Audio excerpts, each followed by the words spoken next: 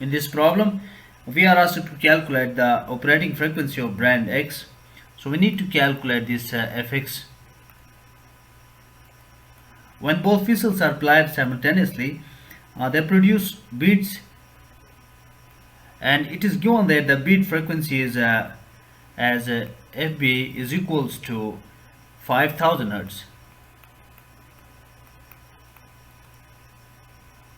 Using the formula for the beat frequency, we can write the formula for this frequency of X band as fx is equals to f minus fb plus minus fb, where this f is the frequency of noun band.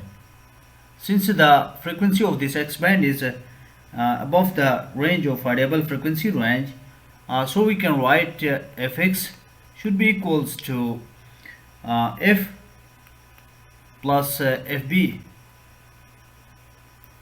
We call it equation number 1.